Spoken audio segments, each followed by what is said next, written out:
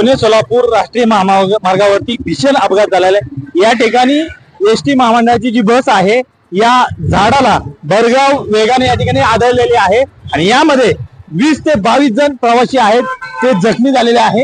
ही बस पंढरपूरहून पुण्याच्या दिशेने या ठिकाणी जात होती आणि यामध्ये जे 20 ते 22 जण प्रवासी आहेत या ठिकाणी जखमी झालेले आहेत आणि 4 ते 5 जे प्रवासी आहेत जे गंभीर जखमी आहेत त्यांना उरुळी कांचन येथील जे खासगी रुग्णालय आहे या ठिकाणी नेण्यात आलेला आहे। हा जो पुणे सोलापूर राष्ट्रीय महामार्ग आहे या ठिकाणी जी पंढरपूरहून जी भरधाव वेगाने जी बस येत होती त्या चालकाचं नियंत्रण सुटल्याने या ठिकाणी हा भीषण अपघात झालेला आहे। यामध्ये या झाडाला ही भरधाव वेगाने बस आदळलेली आहे। कॅमेरामॅन सुशांत जगताप, पुणे।